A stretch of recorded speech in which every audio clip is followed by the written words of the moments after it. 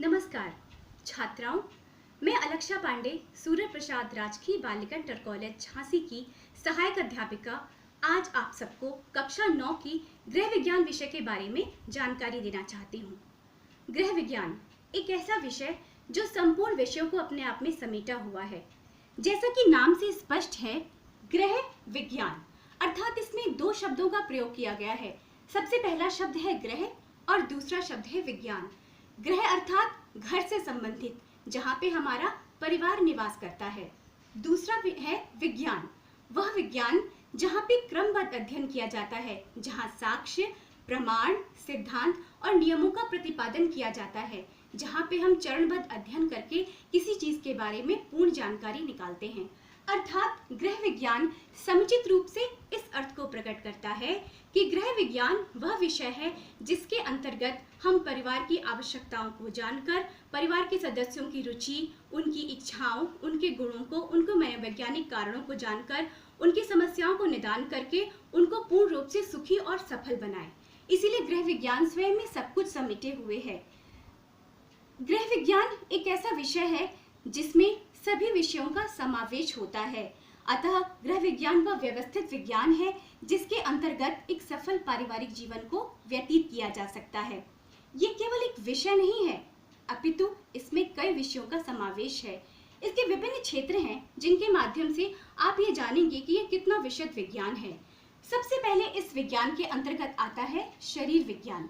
शरीर विज्ञान हमारे शरीर की संरचना के बारे में, हमारी बनावट कैसी है, हमारे अंगों की बनावट कैसी है, हम उसके बारे में संपूर्ण ज्ञान प्राप्त करते हैं। दूसरा विज्ञान, जिसमें हम क्रमबद्ध प्रयोगात्मक तरीके से विभिन्न चीजों का अन्वेषण करते हैं, खोजते हैं, समस्याओं को ढूंढते हैं और उनका निदान करते हैं। तीसरा भोजन एवं पोषण विज्ञान, एक परिवार को अच्छा बनाने के लिए, सुदृढ़ बनाने के लिए, शारीरिक रूप से मजबूत बनाने के लिए सबसे प्राथमिक आवश्यकता होती है भोजन। यही हमारी 3 मूलभूत प्राथमिक आवश्यकताओं में से भी एक है।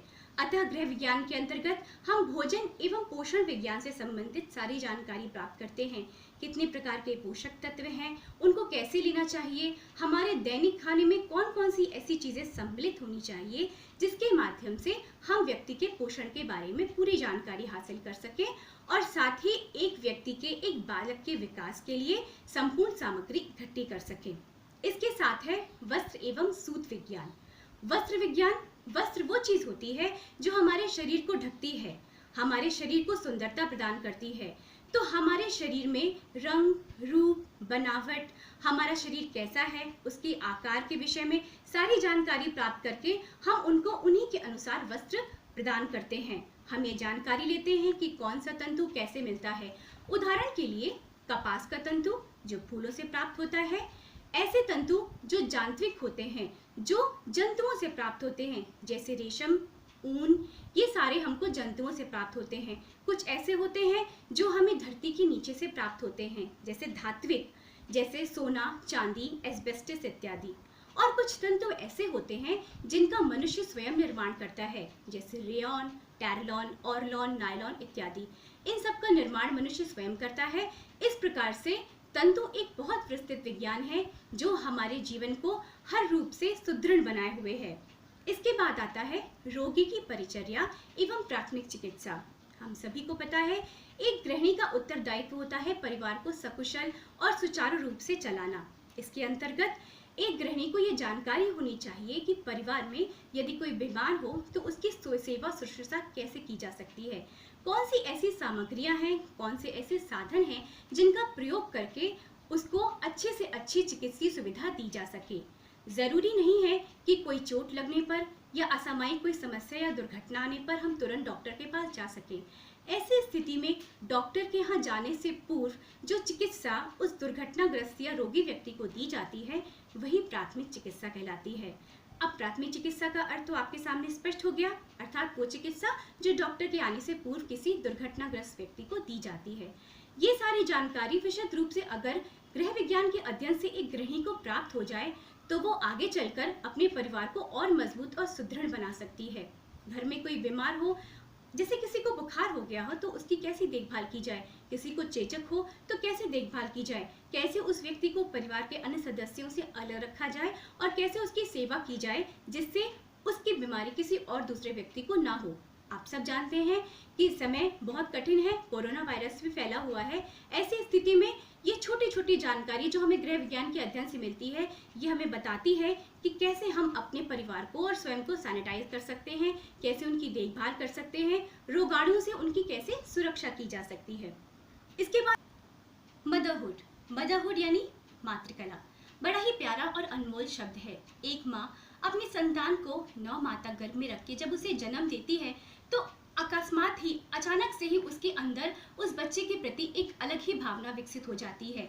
यही भावना बहुत बड़े रूप में बहुत अच्छे से एक बच्चे के अंदर और माँ के अंदर एक समुचित रूप से इकट्ठी होती है, एक अजीब सा नाता हो जाता है। लेकिन हम बच्चे को जन्म देते हैं जब, इसके बाद बच्चे की देखभाल करने की सारा दायित्व उसी माँ के ऊपर होता है। अगर हम गृह विज्ञान का अध्ययन करते हैं तो हमें पूरी तरह से जानकारी मिलती है कि एक माँ अपने शिशु का कैसे ध्यान रख सकती है, कैसे उसका विकास कर सकती है। एक अबोध शिशु जो कुछ बोल नहीं सकता, कुछ कह नहीं सकता, उसकी समस्त आवश्यकताओं को पूरा करने का सारा उत्तरदायित्व माँ के ऊपर होता है। इसीलिए गृह विज्ञान के अध्ययन में बालक के संतान के जन्म के साथ ही उसके संपूर्ण क्रियाकलापों के बारे में भी पूरा विस्तृत व्याख्या होती है, जिसको पढ़ने के बाद, जिसको समझने के बाद माँ बच्चे के संबंधित सारी जानकारी को प्राप्त कर ले सकती है। इसके साथ ही आता है इसमें बाल विकास। एक बच्चा जब जन्म लेता है तब उसकी आवश्यकताएं बड़ी सीमित होती हैं, लेकिन जैसे जैसे वो बच्चा बड़ा होता है उसकी आवश्यकताएं भी बढ़ती चली जाती हैं, और जब आवश्यकताएं बढ़ती हैं तो उनकी पूर्ति भी आवश्यक होती है। अतः इस पूर्ति की आवश्यकता को पूरा करने के लिए एक माँ को चाहिए कि समय समय पर उसके पोषण के बारे में, उसके विकास के बारे में पूरा ध्यान दे। विकास केवल एक तत्व नहीं है, विकास 2 तत्वों से मिला होता है, वृद्धि और विकास। वृद्धि में हमारा शरीर बढ़ता है और विकास हमारा मानसिक, शारीरिक, संवेगात्मक, मनोवैज्ञानिक होता है। इन सब का उत्तरदायित्व एक गृहिणी के ऊपर होता है। बच्चा जन्म लेता है तो उसके शरीर की वृद्धि के लिए पोषक तत्वों की आवश्यकता होती है जो भोजन के माध्यम से उस बच्चे को प्राप्त हो जाती है। किंतु समाज में उठना, बैठना, संस्कार, उसका व्यवहार, आचार, मनोवैज्ञानिक विकास, इन सब आचरणों की शुद्धता उसके माता से ही उसको प्राप्त होती है। अतः गृह विज्ञान के अध्ययन से एक माँ अपने बच्चे को बताती है कि समाज में उसका कैसे विकास होना चाहिए, कैसे उसके उत्तरदायित्व होते हैं, किसी के साथ क्या व्यवहार होना चाहिए। ये सारी जानकारी गृह विज्ञान के अध्ययन से सुलभता से ही माँ को प्राप्त हो जाती है। इसके साथ ही आता है मनोविज्ञान। चूंकि गृह विज्ञान कई विषयों का समूह है, इसलिए इसमें मनोविज्ञान भी आता है। मनोविज्ञान अर्थात मन का विज्ञान, हमारी मानसिक संवेदनाओं में कैसे परिवर्तन होता है, जीवन के विभिन्न चरणों में, विकास के विभिन्न क्रमों में किस प्रकार से हमारी मानसिकताएं बदलती रहती हैं और उनको कैसे संगठित करना है, कैसे सही दिशा देनी है, इसकी भी जानकारी हमें गृह विज्ञान के अध्ययन से प्राप्त हो जाती है। इसके बाद आता है शिक्षा शास्त्र। शिक्षा शास्त्र अर्थात शिक्षा से संबंधित शास्त्र, हमारा व्यवहार, आचार, हमारी शिक्षा, हमारा ज्ञान, ये सारी व्यवस्था हमें शिक्षा शास्त्र के अध्ययन से प्राप्त हो जाती है, जो कि गृह विज्ञान के अध्ययन में ही निहित है। इसके साथ आता है गृह प्रबंध। गृह प्रबंध अर्थात हमारे घर की व्यवस्था। हमारे घर की व्यवस्था, हम अपने घर को कैसे व्यवस्थित करें, कैसे सुचारू रूप से चलाएं और कैसे देखभाल करें कि सीमित से सीमित संसाधनों में भी परिवार की तरक्की और विकास अधिक से अधिक हो पाए। इसके साथ आता है गणित, जो कि गृह विज्ञान और गणित बिल्कुल ही अलग 2 विषय हैं, किंतु फिर भी गृह विज्ञान में गणित का समावेश होता है, क्योंकि गणित में हम संख्याओं को जोड़ना घटाना ही नहीं सीखते, अपितु अपने परिवार को चलाने के लिए जितनी भी हमें रणनीति तैयार करनी पड़ती है, सीमित साधनों, सीमित धन की व्यवस्था में असीमित आवश्यकताओं की पूर्ति के साधन जुटाने पड़ते हैं, उसका ज्ञान भी हमें गणित के अध्ययन से प्राप्त हो जाता है। इसके साथ आता है नागरिक शास्त्र। नागरिक शास्त्र अर्थात हमारे समाज में क्या नियम है, हमारे क्या अधिकार हैं, उनको कैसे पूर्ति की जा सकती है, समाज में रहकर समाज के प्रति हमारे क्या दायित्व हैं, कैसे हम एक सामाजिक और सभ्य मनुष्य बने, इसकी पूरी जानकारी हमें इसके विषय के अध्ययन से प्राप्त हो जाती है। साथ ही आता है समाज शास्त्र। वही चीज है कि समाज के अध्ययन के बारे में जानकारी होती है, साथ ही ये पता चलता है हमारा समाज कितने भागों में विभाजित है। समाज हमारा 3 भागों में विभाजित है। सबसे पहले आता है भौगोलिक पर्यावरण, फिर हमारा सामाजिक पर्यावरण, फिर सांस्कृतिक पर्यावरण। इन तीनों पर्यावरण का सम्मिलित रूप आता है हमारे समाजशास्त्र में, जिसका अध्ययन गृह विज्ञान में बड़े ही विस्तार से किया गया है। जब हम उसे पढ़ते हैं तो हम जानते हैं कि हमारा पूरा समाज इतने वर्गों में विभाजित है और किस वर्ग में उसकी क्या महत्वपूर्णता है। इसके साथ आता है हमारा बागवानी। बागवानी बिल्कुल ही इतर विषय है, बिल्कुल अलग विषय, किंतु गृह विज्ञान में बहुत सारी चीजें ऐसी सिखाई जाती हैं जिनका प्रयोग करके, जिनकी आवश्यकताओं की पूर्ति करने के लिए परिवार की इन सब चीज़ों का प्रयोग किया जा सकता है। जैसे विभिन्न प्रकार के फल सब्जियां उगाना, कैसे उसे उगाया जा सकता है, और ऐसी कौन सी चीज़ें हैं जिनको उगाकर अपने परिवार में हम पौष्टिक से पौष्टिक चीज़ें, साथ ही साथ कुछ ऐसी चीज़ें जो हमारे लिए, हमारे शरीर के विकास के साथ साथ सुरक्षा के लिए भी आवश्यक हैं, इन सब चीज़ों की जानकारी मिलती है। जैसे तुलसी का पौधा हर घर में है, नीम का पौधा हर घर में होना चाहिए। इन सब चीज़ों के इस्तेमाल से हम अपने परिवार को रोगों से दूर कर सकते हैं, और वर्तमान परिप्रेक्ष्य में इन सब चीज़ों की बहुत आवश्यकता है, जो कि गृह विज्ञान के अध्ययन से हमें सहजता से प्राप्त हो जाती है। जैसे कि हमने गृह विज्ञान के बारे में पढ़ा और इनके विभागों के बारे में, इनके तत्वों और क्षेत्रों के बारे में पढ़ा। अब साथ ही सबसे महत्वपूर्ण अध्ययन होता है गृह प्रबंध, जो कि गृह विज्ञान की एक तरह से नींव है। गृह प्रबंध के अंतर्गत हम 3 चीज़ों के बारे में, 3 सिद्धांतों या सोपानों के बारे में जानते हैं। सबसे पहला है नियोजन, दूसरा है नियंत्रण, तीसरा है मूल्यांकन। ये 3 ऐसे प्रबंध होते हैं, 3 ऐसे सोपान होते हैं जो गृह विज्ञान की आधारशिला है। लेकिन इनको जानने से पहले हमें उन साधनों के बारे में जानना चाहिए जिन साधनों के माध्यम से इन सोपानों का हम पूर्णतः प्रयोग करते हैं। और वो साधन है भौतिक साधन, मानवीय साधन, सार्वजनिक साधन। ये 3 प्रकार के साधन होते हैं जिनके माध्यम से हम अपनी समस्त आवश्यकताओं को पूरा करते हैं। सबसे पहले तो आप ये जान लें गृह प्रबंध क्या होता है। गृह प्रबंध अपने परिवार के लक्ष्यों की पूर्ति के लिए साधनों का, और अगर सीमित साधन हो तो उन सीमित साधनों का, संसाधनों का संपूर्ण प्रयोग करके अधिक से अधिक लाभ उठाने की प्रक्रिया ही हमारी गृह प्रबंध के अंतर्गत आती है। सबसे पहले जो हमारा भौतिक साधन आता है, इसके अंतर्गत सबसे प्रमुख तत्व होता है धन, क्योंकि धन के बिना किसी भी कार्य को करना असंभव है। किसी भी आवश्यकता को पूरी करने के लिए धन का अधिक से अधिक इस्तेमाल किया जाता है, और उन्हीं धन को इस्तेमाल करके हम अपनी आवश्यकताओं को पूरा कर सकते हैं। इसके अंतर्गत केवल धन ही नहीं आता है, अपितु इसके अंतर्गत वो सारे उपकरण, यंत्र, साधन आते हैं जिनके माध्यम से हम अपनी आवश्यकताओं को पूरा करते हैं। एक गृहिणी का सबसे प्रथम दायित्व होता है परिवार की आवश्यकताओं को पूरा करना।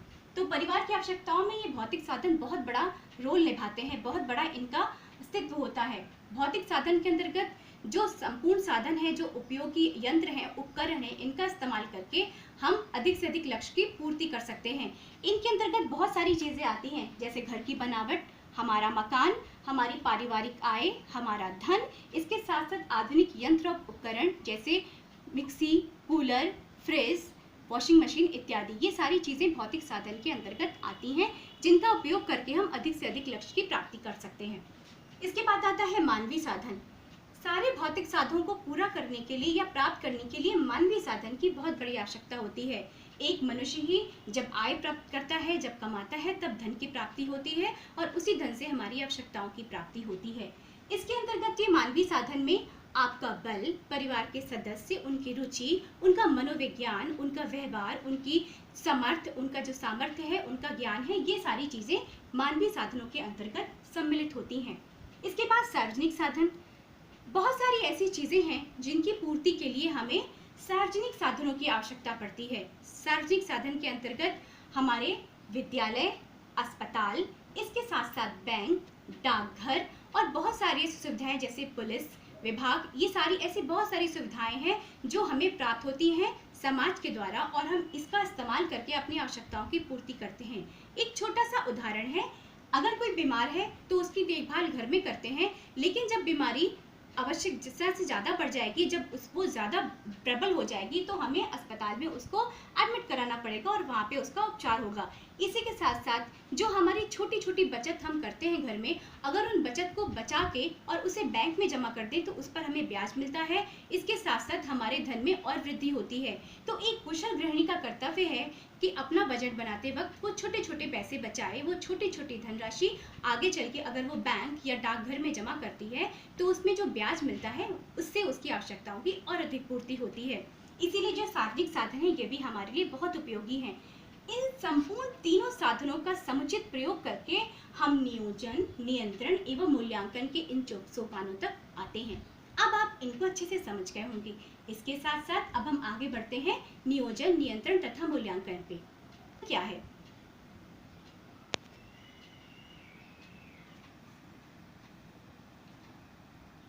नियोजन, नियंत्रण एवं मूल्यांकन? नियोजन माने होता है प्लानिंग। हम कोई भी काम करते हैं तो उसके लिए हमें व्यवस्थित रूपरेखा तैयार करनी पड़ती है। नियोजन में हम वही व्यवस्थित रूपरेखा तैयार करते हैं। एक छोटी सी ही इसकी है कि अगर आप नियोजन करते हैं, मान लीजिए, तो आप किसी विद्यालय को चलाने के लिए जैसे हमें स्टाफ की ज़रूरत होती है, बच्चों की ज़रूरत होती है और साथ ही साथ ऐसे बहुत सारी चीज़ों की ज़रूरत होती है जिससे एक विद्यालय को सुचारू रूप से चलाया जा सके। इसके लिए एक प्लानिंग बनती है कि हाँ, हमें इन विषयों के लिए इन अध्यापकों की ज़रूरत है और हम उसका नियोजन करते हैं, प्लानिंग करते हैं, उनको लाते हैं। उसके बाद आता है नियंत्रण। हम किस विषय पर उनको क्या पढ़ाएं, कैसा पढ़ाएं, क्या करें जिससे हमारा जो पाठ्यक्रम है वो सुचारू रूप से चलता रहे, बच्चों को अधिक से अधिक ज्ञान की प्राप्ति हो और बच्चे अधिक से अधिक सीखें। इसके बाद आता है मूल्यांकन। जब बच्चा सीख लेता है, इसके बाद उसके परीक्षा परिणाम स्वरूप जो प्रतिफल प्राप्त होता है वो होता है मूल्यांकन। और मूल्यांकन के द्वारा हमें पता चलता है कि हमने जो प्लान बनाया था, जो नियोजन किया था और उस पर जो नियंत्रण किया था, उसके परिणाम स्वरूप जो मूल्यांकन आया है वो हमारा कितना सफल है। एक तरह से दूसरे अर्थों में आप ये देख सकते हैं कि जो नियोजन है वो होता है किसी भी कार्य की रूपरेखा को तैयार करना। कोई भी कार्य करने से पहले उसकी रूपरेखा को हम तैयार करते हैं। इसके बाद उस कार्य में कौन कौन से साधनों का प्रयोग किया जाता है और कैसे कैसे साधनों का प्रयोग करके हम अधिकतम लाभ प्राप्त कर सकें, इसके बारे में पूरा नियंत्रण में आता है। फिर मूल्यांकन होता है, अधिक लाभ प्राप्त करने के बाद जो परिणाम हमारा आया है उसमें क्या कमी है, उनको कैसे दूर किया जा सकता है और उत्तरोत्तर प्रगति के लिए उनमें ऐसे कौन से साधन इस्तेमाल किए जा सकते हैं जिससे हमारे लक्ष्य की अधिक से अधिक पूर्ति हो। इसके लिए इन तीनों पदों का समुचित रूप से अध्ययन करना बहुत आवश्यक है। इस प्रकार आप गृह विज्ञान के इस मूल तत्व को समझ गए हैं। आशा है कि आज का पढ़ाया हुआ आप सबको अच्छे से समझ में आ गया होगा। अगली बार मैं इसके आगे आपको और पढ़ाना शुरू करूंगी और बताऊंगी ताकि आप गृह विज्ञान के विषय में अधिक से अधिक जानकारी प्राप्त कर सकें।